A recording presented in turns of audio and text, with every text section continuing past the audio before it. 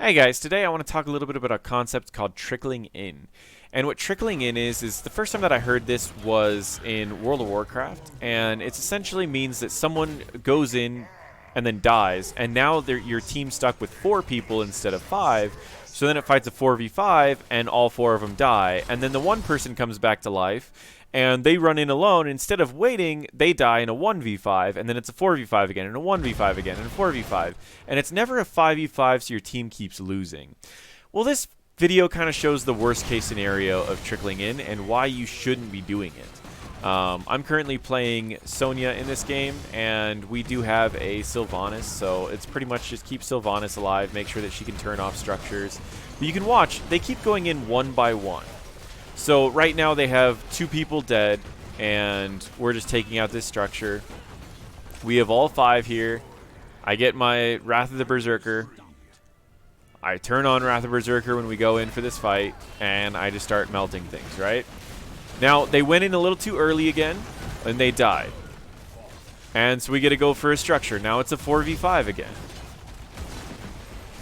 They're staying a little too close, so what's going to happen? They went in for a fight, they hard engaged on a fight, and they died. They're missing 1 person. Now they're missing 2 people. Now they're missing 3 people. You can see how trickling in, if they would have just waited, if Thrall would have stayed back until we had a little bit of a better position in the first fight or the second fight, then they would have been perfectly fine without needing to trickle in. What happened? They go in 2 people again. If they would have waited, they might have actually been able to defend this. See, we don't even have the Punisher anymore. So, and they only needed to wait 4 more seconds. But Thrall decided he just wanted to fight, and I mean we haven't even got down the shield yet. So they keep going in one by one by one, and again one by one. So we've never had to fight a 5v5 this entire game. We keep fighting these little 5v3s every single time. So we're able to just take this game and go for another kill, and then I just head back onto the core.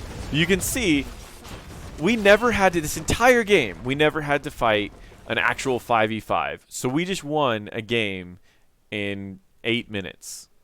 8 minutes we just won this game because people kept going in one by one by one. And we never had to fight a full 5v5. We always were fighting a 2v5 or 3v5. And then once the 3v5 was dead, then we were fighting a 2v5. And then the 2v5 was dead, and then we were fighting a 3v5. We just never had to worry about an actual 5v5 because they never waited until their teammates were up. This is really the worst case scenario. You lose an early game because you just kept doing it.